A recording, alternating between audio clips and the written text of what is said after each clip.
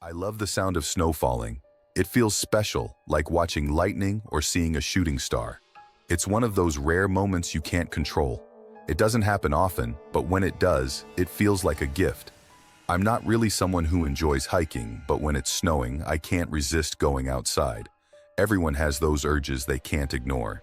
This happened on one of those snowy nights. I live in a wooded area. It's not directly in the forest, but it's close enough. If I wanted to reach a large, dense forest, I could drive there in just a few minutes. I didn't have anything important to do the next day. It was either a Friday or Saturday night.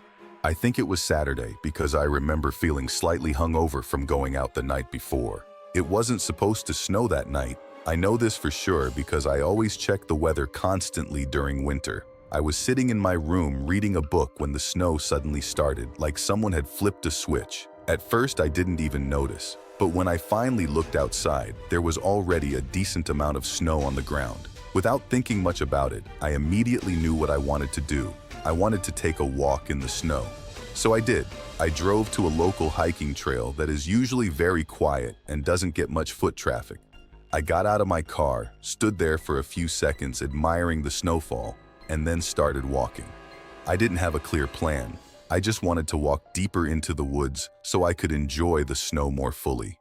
After about 20 minutes of walking, I felt satisfied with how far I had gone. I stopped to take in the moment. That's when I heard something. It was something that absolutely didn't belong there. I heard a child's voice. It took a few seconds for my brain to understand what I was hearing. I tried to convince myself it was my imagination, but then I heard it again. A little boy's voice said, "Hi." That may sound harmless, but in that moment, it was terrifying. It was the last thing I expected to hear while I was alone in the woods at night.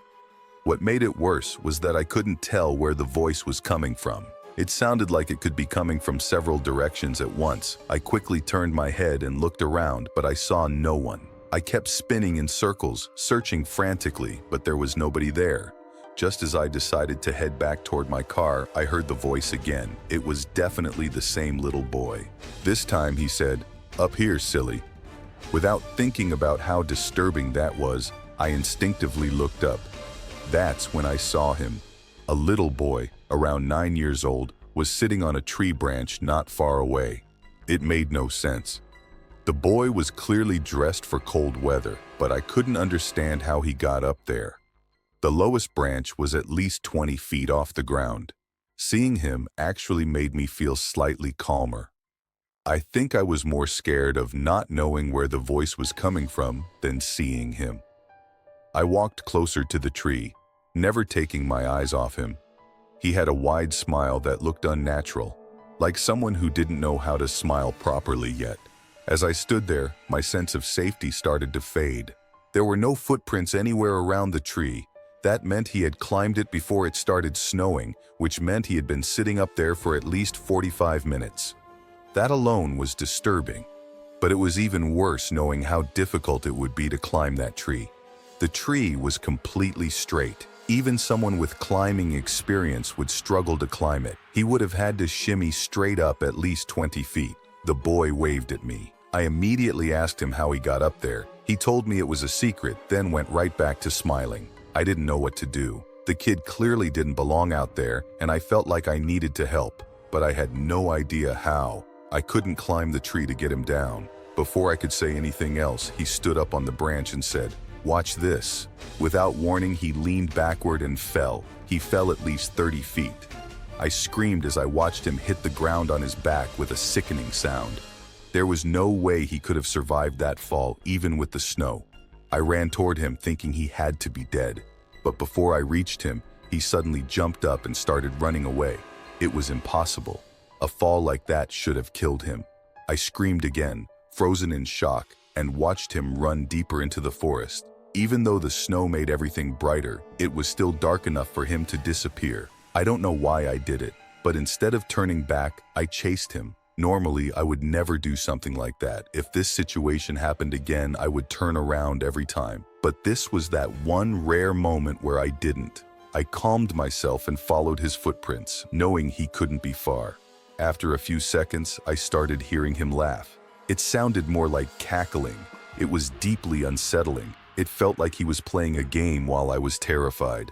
As I ran past a tree, something suddenly grabbed onto my back. Before I could react, I fell to the ground. The boy was on top of me, clawing at my neck and shoulders. I screamed and tried to grab him, but he wouldn't let go. He started screaming too. I could feel blood running down my neck. He was digging his fingernails into my skin, and I thought he was going to blind me. I managed to stand up and used all my strength to throw him over my shoulder. He hit the ground, immediately got back up, and ran deeper into the woods, still laughing. This time, I didn't follow him. If it weren't for the cuts on my neck and the blood covering my hands, I might have stood there in shock forever. The wounds didn't feel deep, but there was a lot of blood. I wasn't wearing a scarf, so I took off my hat and wrapped it tightly around my neck. My hands were shaking, covered in blood, and I was having a panic attack. The next 20 minutes are very blurry. I was terrified and had lost a lot of blood.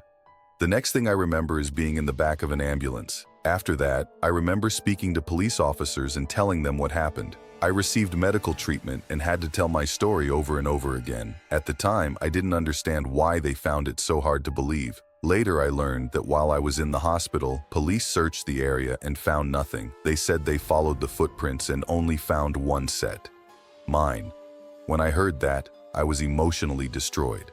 I was angry and convinced they hadn't searched properly.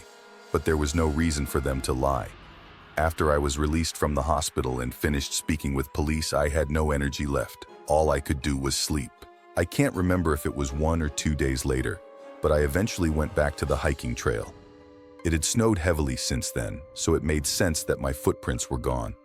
I searched the entire forest for hours. There was no sign that anyone else had ever been there. To this day, this remains one of the most terrifying experiences of my life and of anyone I know.